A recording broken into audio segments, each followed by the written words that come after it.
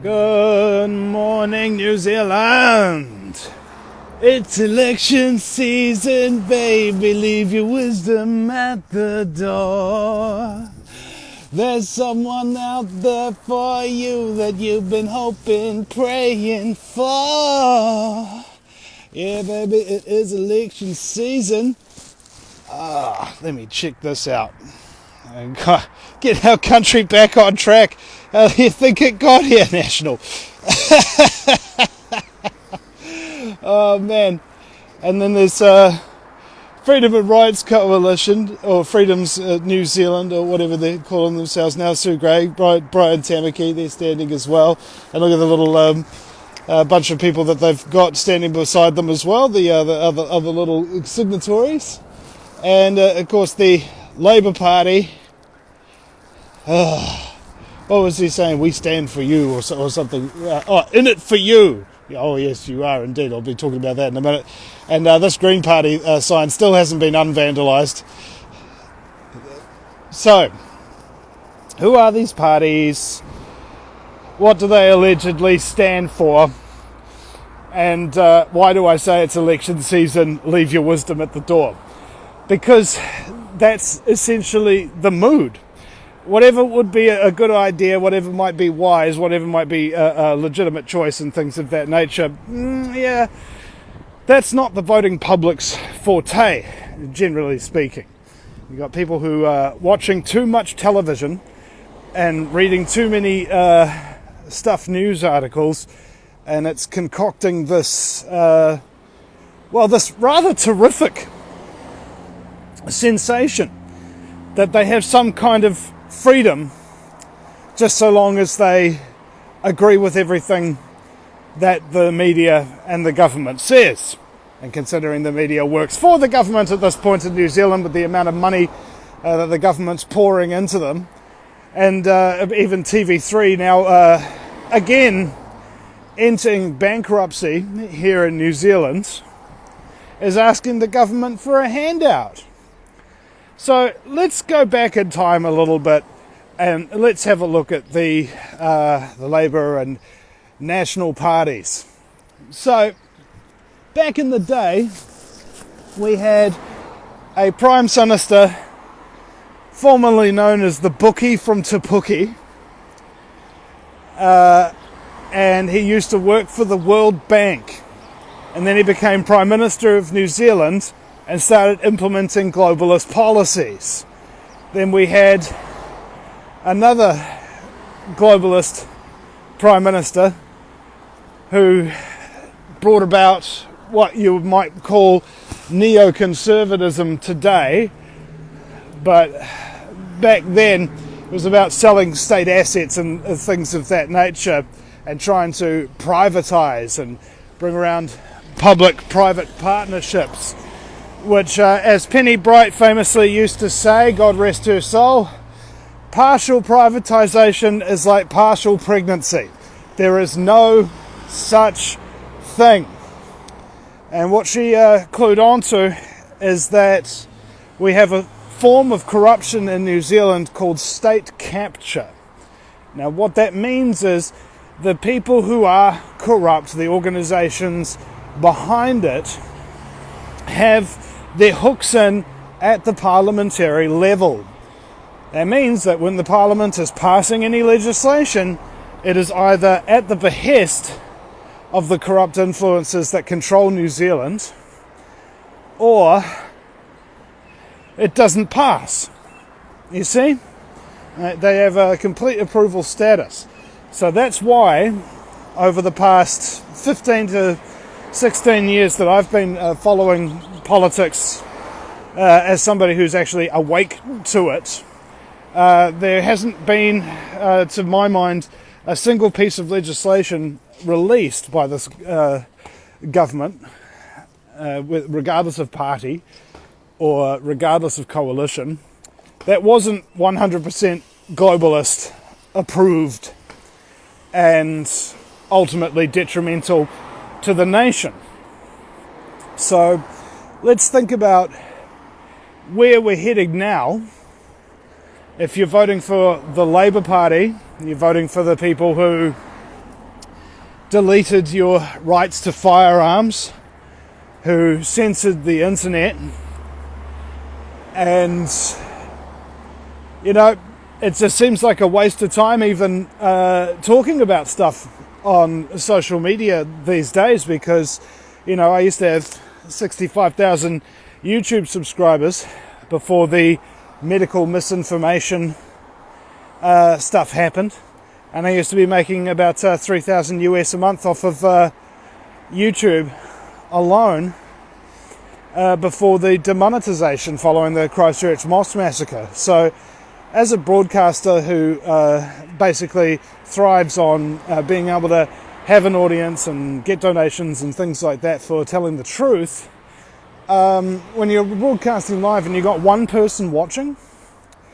or at most a couple dozen, it becomes a brutal slog to even keep your motivation up. So I hope you guys appreciate that I'm actually even still bothering to do this, because there could be many other things I could be doing with my time other than telling the truth and trying to save humanity. But I don't think anything else is worth it. But then again, if you're trying to tell people the truth and nobody's listening, it's like a tree falling in a forest and nobody hearing it, right? So it's hard for me at the moment, especially talking about politics, because people have got so much hope and so much opinion about this, that and the other. Hello Jan, thank you very much for watching. And they have this belief, okay, so political parties, they're cults, okay, in the strictest sense of the words. Hey Matthew, thank you very much for watching. And the thing about cults is how they treat their cult members forces them through, legitimate means or illegitimate means to support the cult no matter what, because they have a central doctrine. All right, this is party policy. They have a central leader. This is the party leader, or the party president actually has more power than the party leader. A lot of people don't know that in terms of legitimizing things that go on inside the party. And the Prime Minister just becomes sort of like a figurehead. And when we're looking at the system that we have and your choices to vote for, it is a choice between cult A, cult B, and cult all the way out through Z. Okay? Every political party is essentially some kind of a cult. Now, does that mean that all cults are bad? Well, inherently, kind of, to a large degree, yeah. It's not good for individuality. It's not good for your intellect. It's not necessarily good for your freedom. I believe the founding fathers of the United States warned against political parties and how they would, over time, cause this kind of phenomenon to happen. So, why is it that people still have belief in this system? Well, because the system wants you to. It wants you to have belief in it, because if there's no belief in a cult, if you ask them for the facts and evidence, okay, you're the National Party, what have you done that's good for the country? Oh, we've done this, that, and the other, and blah, blah, blah, blah, and it was really, really good, and we increased this much, and we've got blah, blah, and then we found this statistic, and blah, blah, blah, blah, blah. And you find out that it's all bullshit. And so you ask the other party, and they do the exact same thing. And the ability to answer a question straight is simply not in their repertoire. That's why it's so dull and infuriating. Anybody who's actually been to political party meetings or properly listened to and watched Parliament TV, it's not terribly exciting, is it? Because if your drug of choice is truth, like mine, anybody who isn't just laying out the truth, fact by fact, that kind of thing, bores the hell out of you, don't they? And this is the vast majority of political speakers and things of that nature. They're just sitting there like a Belgian waffle, All right, just waffling it on, layering on that frickin' butter and cream and jam, trying to make itself look all nice. And it's just, there's just no substance to it. It's like it's gluten-free or something, you know, like when we look at these parties and the billboards and analyse what they say and analyse what they do, it doesn't make a whole lot of sense unless you understand about intelligence. Intelligence agencies and things of that nature. So here we have Paulo Garcia for Newland and Party Vote National. So how many independents do we have here? They don't even have double-sided billboards. Oh, this is the one I wanted to comment on it for. In it for you. It's like, I love how they twist words, you know. Yeah, they are, because they're coming to get you. Oh my goodness.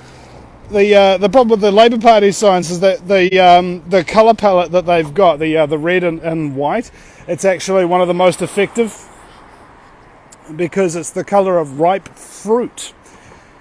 This is how they manipulate you and manipulate your senses, because your brain is trained through however many years of experience to look for those things.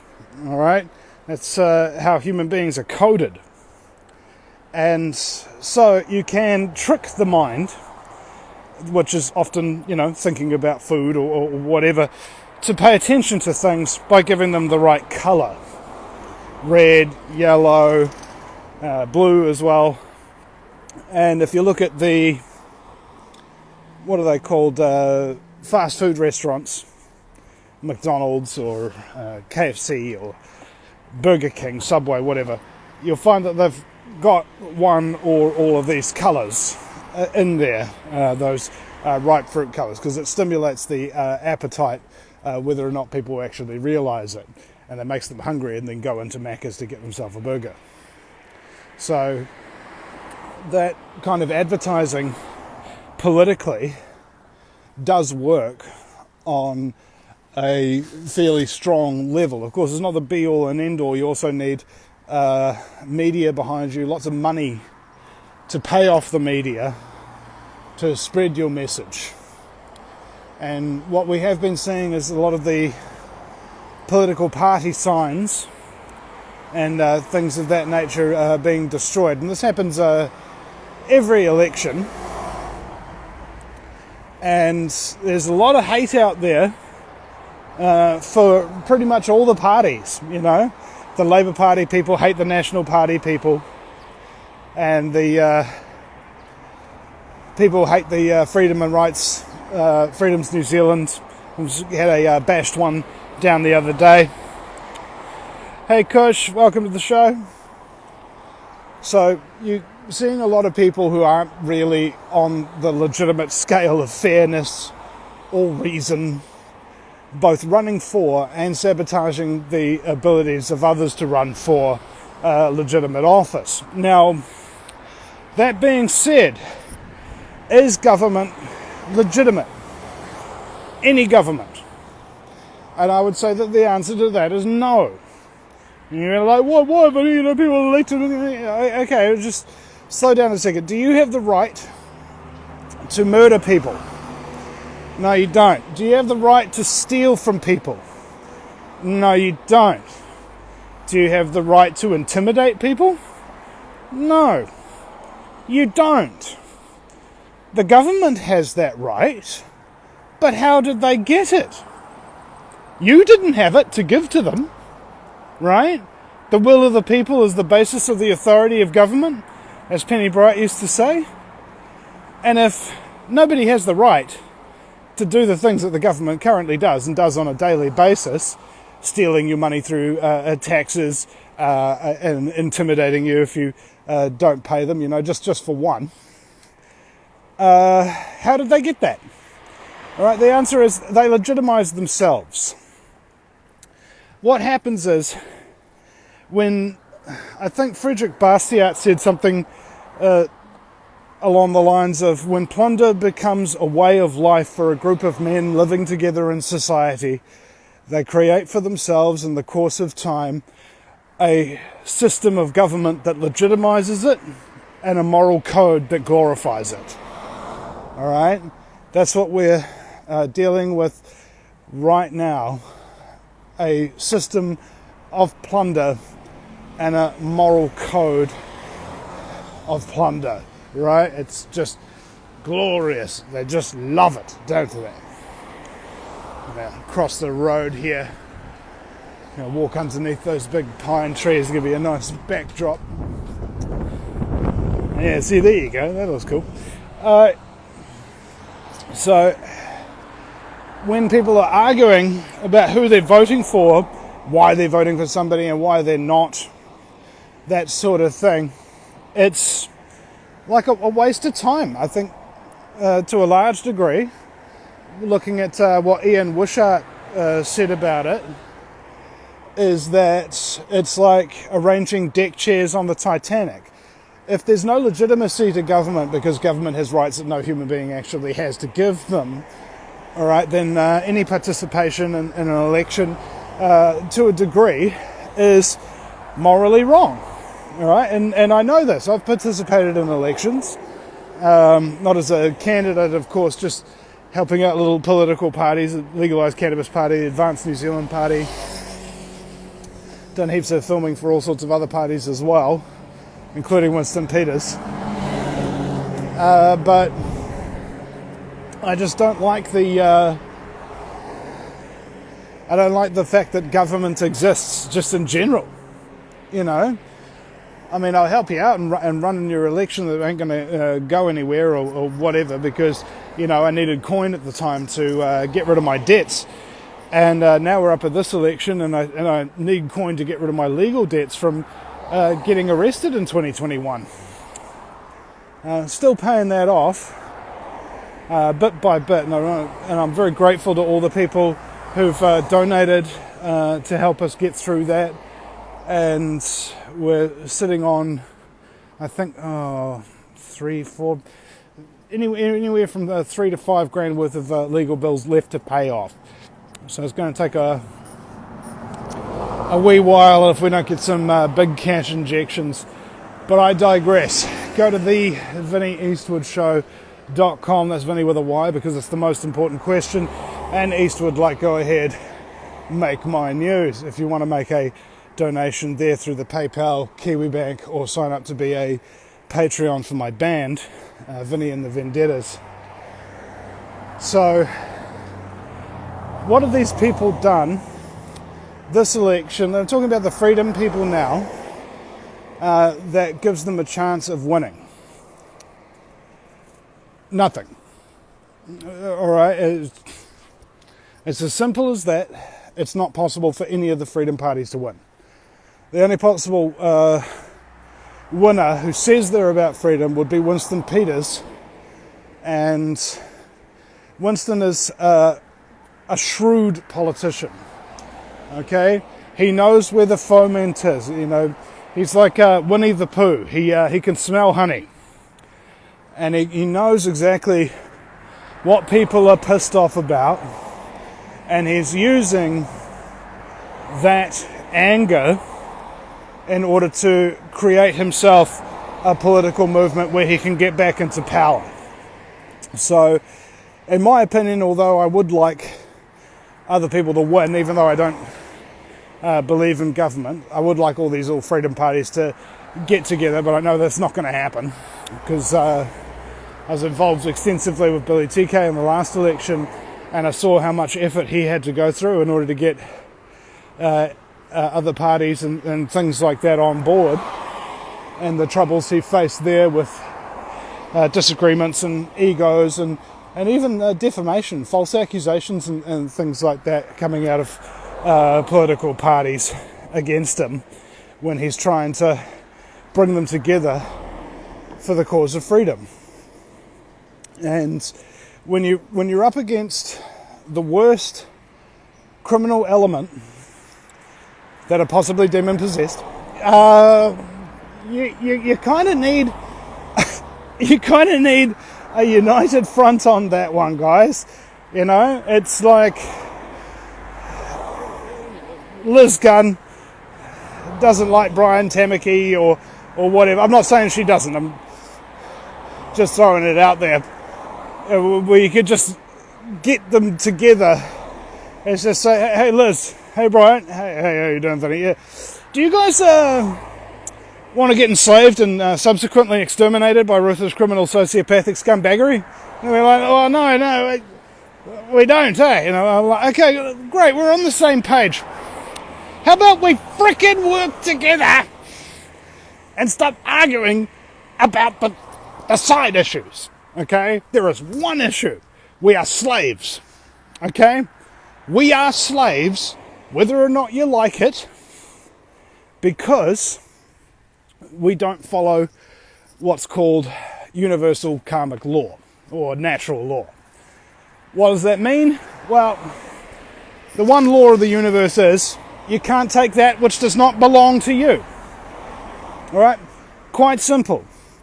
And the law has built-in consequences. Anytime you lie, cheat, steal, rape, murder, or whatever, you're going to experience consequences. Every time. Now, if you have a justice system, for example, what we do as human beings is we try to give people consequences directly, right? That's a human construct.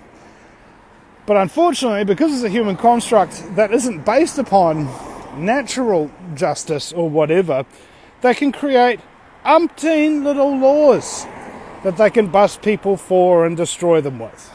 And that's the way that they usurp authority and usurp power, is by giving themselves this aura of legitimacy which doesn't really exist. There's one authority, it's God, and whatever you think God is, it's the thing that governs all the laws of the universe.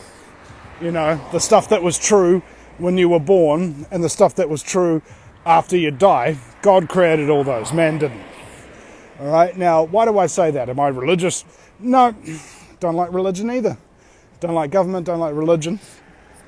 And the reason I say this is because of what the founding fathers said in the Declaration of Independence about all these rights that you have, you know, freedom, liberty, etc. They're granted by God. The reason why they did that is not for spiritual reasons. It wasn't for religious reasons at all. It was for legal reasons. Okay? Let's say man creates a law. Well, another man can unmake it. God creates a law. Can man unmake that? Nope. Not legitimately, and not without consequences from the universe. And I'll be like, oh, Vinny, they haven't. Okay, the Prime Minister of New Zealand and Canada are getting divorced at the moment after spending a few years shilling the worst lies that have killed the most abundant amount of freedom that mankind had basically ever seen in such a short time period globally. All right?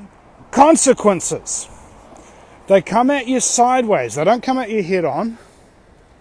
And me personally, I'm in favour of what's known as atonement. You know, if I do something bad, and I have done a number of bad things in my life that I'm not proud of. There's more freedoms in New Zealand. Somebody damaged this National Party sign. Green Party sign all the way down there where nobody can see it, especially because it's green and it camouflages with the grass. And Vision New Zealand and the Freedom and Rights New Zealand. I mean, is it? I'm sorry. I just think the photography could have been a little bit better for Hannah here, just personally from an aesthetic perspective. You know, I think the best way to get photos of people, if you go to the Vinny Eastwood show latest page, is to get them to laugh, and while you're taking a video of it, and then taking a screenshot of that video. Because I think getting people in mid-laugh, it just screams fun. You know, you can be rolling down the street and see a picture. What is that? Vote pink, vote rapist? I don't know what that means. Anybody in the chat knows what that means, please give me a shout out. Hello Susan, thank you for tuning in. What was I talking about? I forget. Just going down. This is the whole point of the video today, is just to show you the political billboards in this Green Bay area and see if any had been damaged in the night. I mean, I don't know. Who goes out there damaging and vandalising billboards? I mean, I imagine it's young people, you know? Maybe. Who really understands? Let's take back our country. Sounds an awful lot like the campaign slogan I came up with during the 2020 election, which was Reclaim New Zealand. You know? We're in it for you, says the Labour Party. We're in it for you. Yeah, I'm sure you are. It's a bit creepy, bro. Like, oh, man. I really don't like the faces. And I really don't like the personalities either. It's just a terrible frickin' thing in this country, man. And one of my listeners let me know the other day is that what's happened is, like, because the culture changed, all those good, legitimate, cool people and what have you that used to be in any kind of position of power or authority in New Zealand have since left their jobs, and the only people to replace them are complete scum.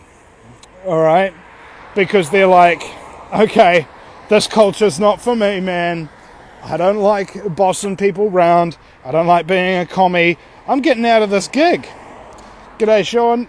Thanks for tuning in. And so now we're left with, you know, theoretically, all of our major institutions with any kind of power, influence and authority in New Zealand being run from the top down by people who aren't good people, who maybe aren't even good at their job at all. And so it's very concerning, because how do you correct a problem like that? The Chinese said that a fish rots from the head. And that means that you've got somebody bad in charge, that's what's going to be destroying your society. So what this listener was saying is that we need to get these bad people out of those positions of power and put good people in there, and it'll solve the problem. And I think, you know, let's not beat around the bush here. One size fits all solutions and things of that nature, they don't necessarily work if the systemic problem is not addressed. Here's another Freedom's New Zealand sign. It's the only one of theirs down here.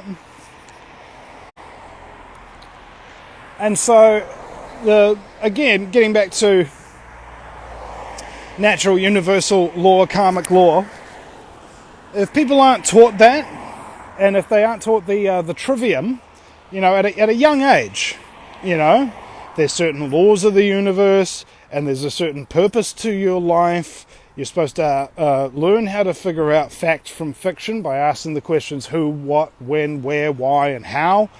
And if the person who you're talking to can't rattle off the answers to all those questions, then you know that they don't know what they're talking about, or they're lying.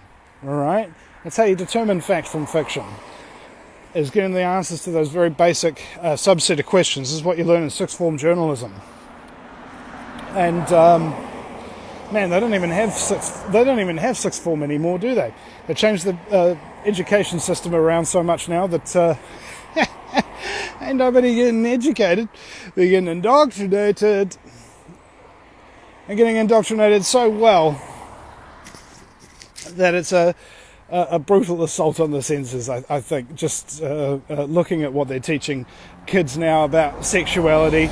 Billy TK got me on his show the other night, and he had a bunch of books from the Whangarei Library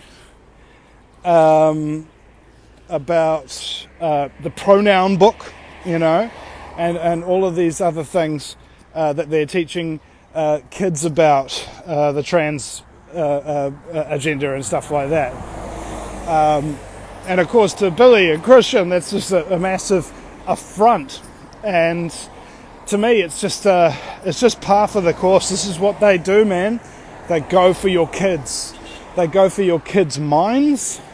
And once the kids are locked in, all right, up to the age of 7, what was it? The Jesuits said, "Give me the child until the age of 7, and I'll show you the man." Okay. Now that's because for those first 7 years of life, your brain is on record. Okay, not interpret, not process, record. And all those things you see, if your parents are fighting, swearing, yelling, and not communicating, and being abusive and stuff like that, that's going to show up in your child sooner or later.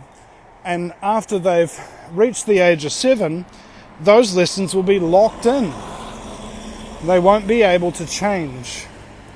And this is quite difficult for some people to really get their head around. And Jordan Peterson talked about this too, that once you reach a certain age, if you haven't been socialized, you basically ain't ever going to be socialized until your full brain development is complete. And for males, this is about the age 25. So that means that from that age up until the time their development is completed, that person is dangerous. Okay? And I'm pretty sure you know people and have met people like this who've given you grief in your life, who are just antisocial, dangerous, threatening, aggressive, all the time. It's because they got programmed with it and they can't not do it. And there ain't no changing them back. All right? That's the terrible thing about it, is it doesn't matter how much you try to control yourself or how much wisdom you get imparted, you're still just that child that was on record witnessing all those bad things and replicating them. Okay? So how do you get out of that? I mean, try to be the best parent you can, people say, and these empty platitudes, but it's worse than that. Everything has to come systemic. So you and your life and what you're doing, that's legitimately important on a daily basis regarding everything. All right? All it is that you do on a daily basis is inherently important. And if you're sitting there, like a lot of us do, wasting your time playing video games, watching movies, or even to a large degree, some people in the truth movement have become active, or rather non-active listeners, like a non-active combatant sort of thing. So they know the truth about things, but they don't talk to anybody about it in their own life because they know what's going to happen. They're not going to be listened to, and they're probably going to be called names, and they're going to feel like crap. Perfectly legit, man. I totally understand exactly where you're coming from. Why do you think so many people like myself went online and stuff like that, so that only the people who actually want to listen, who actually want to hear, who actually want to learn, will come and really look at you, this sort of thing. That's why. Because to be constantly told that you're crazy, you're a conspiracy theorist, that you need to grow up, or that's not a thing, or that's just fantastic, that kind of thing, it really gets you down. And you'd rather not be down, would you? Some people love it though. They love a fight. Love sitting there arguing with people for hours online, calling people names and stuff. I mean, I used to do that until I realised that there's consequences for it. Number one, the amount of time you've wasted. Number two, how bad and petty it makes you look. And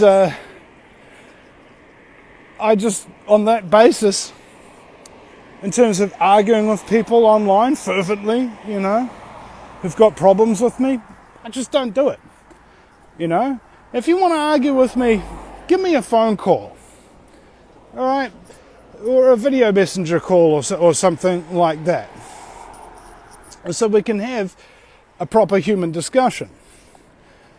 Because if you're a freaking coward who won't answer the phone when somebody you're arguing with gives you a call, then you ain't worth arguing with. Block, scum is gone, thank goodness that's over. But if you have the courage of your convictions to talk to somebody you disagree with for an extended period of time until you can reach some kind of understanding, if not agreement, that's the ideal we try to strive towards. Having difficult conversations while maintaining your cool. That's very important, I think.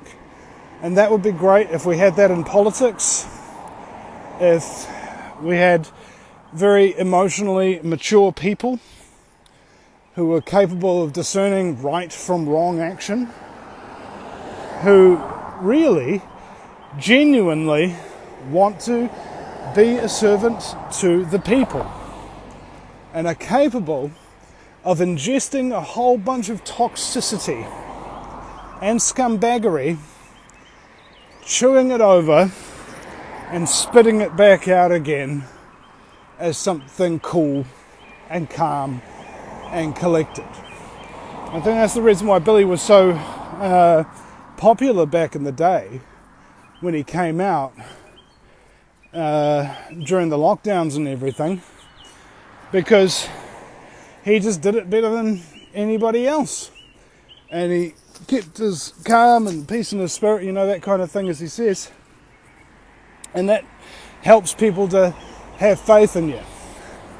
But of course, if you have 90% of the truth movement calling you a shill, defaming you, not giving you any support and what have you, actively destroying your political party, stealing your database, and falsely reporting you to the Electoral Commission and that kind of thing, it's a good way to derail somebody, isn't it?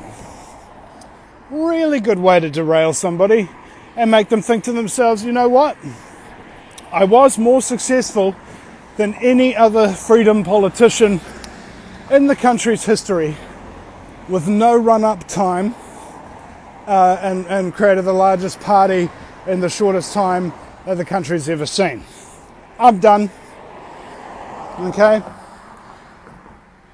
I can just see how people have just tried to kill Billy's spirit there. And he's still fighting, he's still doing his thing, but he doesn't want to do the politics anymore. And I can see why. It was very, very tough for him. It was very, very tough on his family. Excuse me, I just need to unzip my jacket here. It's getting a wee bit warm. That's better. And he didn't seem to get the sort of support that I felt kind of at the time he deserved. And he got a hell of a lot more abuse and slander that I feel he deserved as well. And this is what they do to people who are effective, man. And you can already see the stuff, news articles and things of that nature coming out, attacking all the people who are running in these freedom-based political parties. And now Billy's attacking them too. Because he's just over it, mate. And personally, I don't know why. Is it cowardice that I'm not attacking people? I don't know. I think it's just more the fact that my mother used to say it was called the 9-fingered point. Whenever you point a finger at somebody else and what they're doing wrong, you'll have 9 fingers pointed back at you about what you're doing wrong. So my old employer, Conrad at Compass Communications, used to tell me, stick to your knitting, you know. And I was just thinking, that's a pretty old school saying, you know, sort of thing, and a lot of women might get up in a huff if a man told them that today. But the meaning of the phrase is basically, do what you're good at and focus on it. All right? Don't worry about what anybody else is doing. Don't worry about whether or not you could do it better. If you could do it better, you would be doing it better, and you'd be doing it right now. Okay? And you'd be too busy doing something good for the world to complain about anybody else and what they may or may not have achieved at the time. You see? That's what I'm talking about. I don't like to whinge and bitch and moan and start big fights online and things like that, because frankly, it's a bit cowardly in my opinion. Like if I go on my live stream and I say bad things about Billy or Brian Tamaki or Sue Gray or Liz Gunn or Calvin Alp or Hannah Sparrow or anything like that, all it does is stir up a freaking hornet's nest. I prefer to just remain peaceable with people and just be like, you do you. Okay, let me do me, you do you. That's fine. As long as you don't mess with me, we won't have a problem. Don't start none, won't be none. And there's been very, very few people in the online community, freedom movements and stuff like that, that I've ever legitimately had a problem with enough to actually do anything about it. All right? And of course, that person is called Pete Santilli. And if you go on YouTube and you search up the unauthorized biography of Pete Santilli, that guy stole my guerrilla media platform idea after getting it from me, and then ran it into the ground. And while we were trying to expose him for doing this, he sent flying monkeys out after us. So we're getting calls and messages from all sorts of crazies and unhinged, nasty people saying very mean and hurtful and untrue things. Good morning, darling. And I felt that, and I think I interviewed about 50 of his victims. Like this guy had legitimately abused and stolen his way across the United States truth movement. And he's still in operation today. But it took me 3 years of feeling depressed about what he did to me, and 3 years of getting abused by his flying monkeys that he's sending out after me, and 3 years of him rubbishing me on the radio before I decided I would do something about it. All right? That's how much you have to piss me off for me to even bother doing anything about you. But when I do, Yes, indeedy, son. You're gonna see some fireworks. And what happened with Santilli, and I pray that none of you are stupid enough to make me want to do this to you, because it only took me 3 days. All right, we went through his entire life story. Everybody he'd ever screwed over, every bad thing he'd ever done, all the people he'd messed around, and all the things that we could prove. Good morning. Good morning. And we had all the documents. We only put in that little documentary everything that we could prove with proper documents and stuff like that, and recordings and things. So it's just a blow by blow from the start to finish of this guy's adult life of what a piece of crap he was. And after that, he wound up getting himself arrested and charged and spent like 14 months in jail. And we exposed the fact that he was an FBI informant, and people were looking at the video, finding out that he was an FBI informant, and we had the facts that he sent to Daphne Hearns, the former head of cybersecurity in the United States, for Operation Out Truck, where he infiltrated the Truckers' Ride for the Constitution, big protest at that time, the pre-convoy, who were going to go into Washington, D.C. and shut the place down.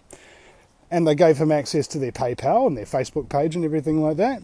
And suddenly, all the money out of the PayPal account disappeared.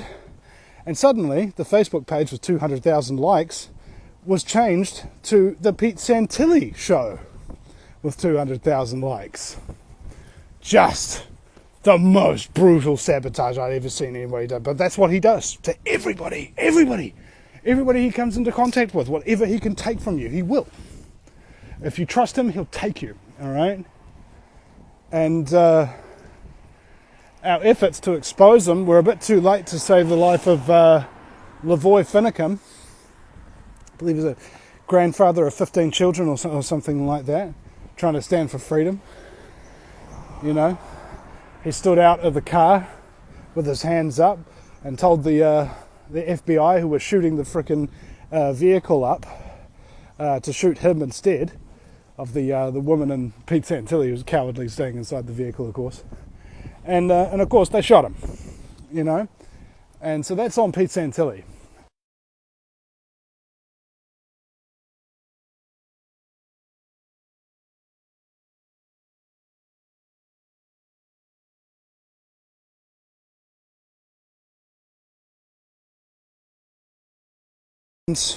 I feel that I did a service to mankind, because when you have somebody who's a genuinely, and in every single circumstance where you can point a finger, a bad person, you've got a moral obligation to expose them.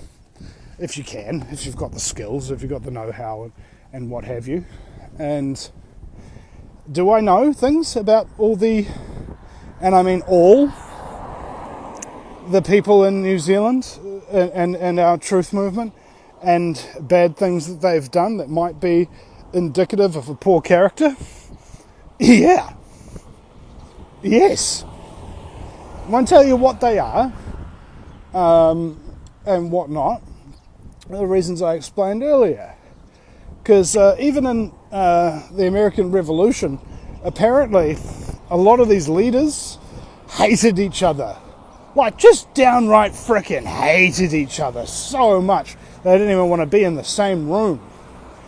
But they forced themselves to obey their moral principles, where it doesn't matter if I don't personally like this person, I don't like being a slave a hell of a lot more. Alright? I don't like being a slave very much. And so regardless of my personal misgivings about other people in the truth movement, I'm literally willing to let that all slide. You know? Billy's not. Billy calls everybody out on everything that he sees all the time. And you know, he can do him, but that's not what I'm going to do. So I'd rather work with everybody kind of thing. rather than slagging them off, whilst at the same time I do understand the legitimate reason to tell the truth, even when people don't want to hear it and stuff like that. This is just my approach, because I've been doing this a very, very long time, and I understand that New Zealand is a tiny place, and that the truth movement here is a quantum of tiny. You know, it's just so small that I could literally throw a stick in the air and it would probably land on some truther who I helped to wake up, or helped to get their first radio show, or did their first interview for, or something like that. You know, I'm the stalwart, I'm the OG, and that's why nobody listens to me anymore, because I've been doing it too long. So everybody knows what they're going to hear, don't they? I don't know. It's just difficult, you know, when you're watching the live streams and stuff, and you realise that nobody's watching. Like, you might have one person watching on a live stream, and that's just frickin' hurtful. But in either case, is that boy starting to wake up now? Hey? We've been walking this boy for some time. Very cute Bubba, who's only just starting to open his eyes again, so we're going to get on our merry way home. How long's this show been going for? I don't know. I've still got 10-20% of battery left, so it should be right. Good morning.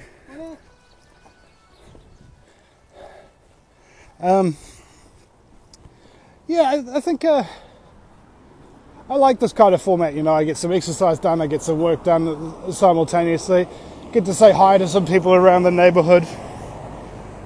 And that boy is just very, very cute. Has been very, very good this ride. So hopefully we'll be able to get him home shortly, and he can be given to his mummy for his milk. He do like it a whole bunch. He's a very cute baby boy. Going down a bit of a hill here. Oh man, what a morning. What a morning. Politics, so freaking crazy.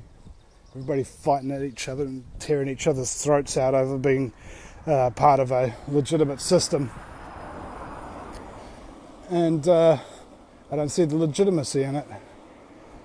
And frankly, it's difficult for me to really see the point in trying to expose it, or even do live streams anymore. Like I'm actually questioning whether or not I'm doing the right thing anymore, because of the fact that I've got no audience, and it's hurtful, I think.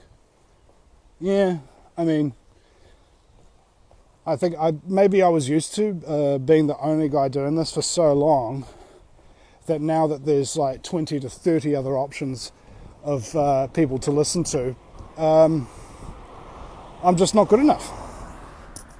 You know, there's new people with energy who haven't been browbeaten by the process yet. I remember back in the day when I had so much energy, did 6-hour live streams sometimes, and went out and filmed all the public meetings, and then went home and edited them all and that kind of thing. Hey, good morning, Ryan. How you doing, bro? And so back in the day, I had so much energy to roll into the truth movement that I could basically sustain the country on the content that I alone was producing. I'd produced 700 videos in 2 years. That's more than a video a day, or almost a video a day. But nowadays, yeah, I'm older, and don't have that energy, don't have that enthusiasm, and so I'm glad to a degree that some people are doing that job that I can't really do anymore. But it does make me feel, frankly, a little bit depressed a lot of the time. If you're doing broadcasts for a living and suddenly nobody's watching at all, or tantamount to nothing, then you lose your motivation for doing it, and you try to look at other things to do with your time and with your life.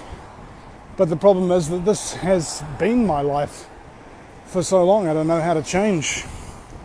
I don't know how to stop talking the truth. I don't know how to stop live streaming. I don't know how to stop giving people a platform to speak their piece when nobody else will. Just plain don't know how to do it. And so it's just a difficult life transition for me at the moment, going from number one to number two to number nothing with no audience in the space of 3 years. You know, from 2019 to 2022, that's all it took to destroy Vinny Eastwood in every way that matters. And I'm just living in the ashes of my own life and the consequences of telling the truth, of trying to live some kind of meaningful purpose in life. So yeah, guys, it's just don't know what to do, don't know what to say. It's just the worst feeling to have a purpose, be better at it than anyone, and to have it snatched away from you in a very short period of time. So I think a lot of people have gone through problems like this in their life, and they've gone on to do bigger and better things.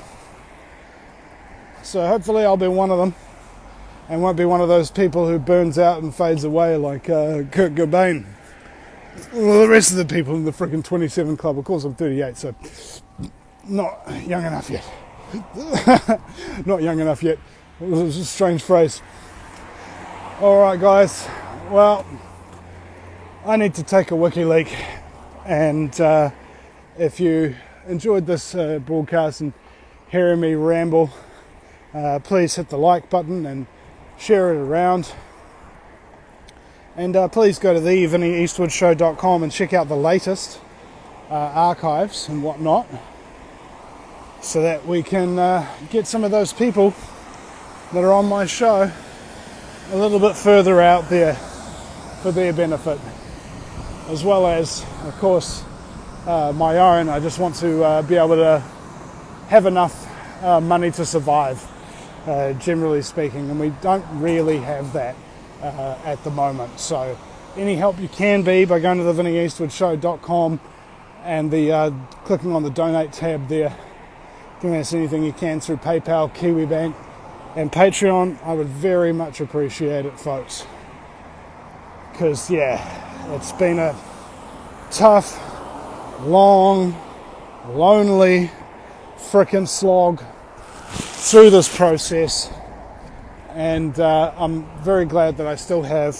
lots of contacts out there in New Zealand and around the world who are willing to give me a platform from time to time after mine have been so viciously destroyed. So yeah guys, thank you so much for your time, and try not to be down. I know I'm down, so I can't really tell you not to be down, but it's just a process, okay? What goes down must come up, so to speak. And just like if you're in a real happy and wonderful peak period of your time, just remember that can be snatched away from you.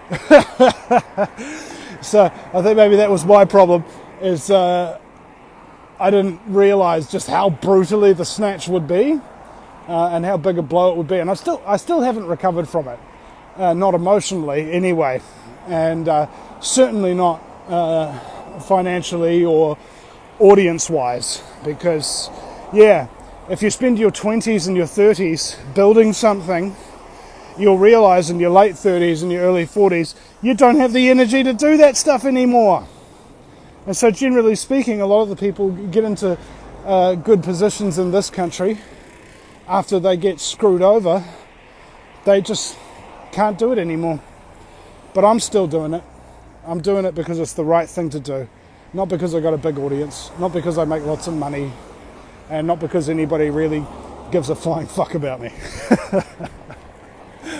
Just because it has to be done. And the more voices that we have doing it, the better. And look at it this way, guys. If you start live streaming today and you have one listener, you are doing better than Vinny Eastwood. Alright? No shit. If you guys can get one listener, you're doing better than me. So go out there, get that listener, ladies and gentlemen. do one live about anything, and you'll be more successful than me at it. So that's very encouraging, isn't it? We'll catch you later, guys. Thank you so much for watching. I'll give you one last shot of the Bubba here. Subi! Hey, Bubba! Didn't love you so much because you're so cute and you're blue. It's my baby. Just love him. So cute. Alright, guys. Catch you later.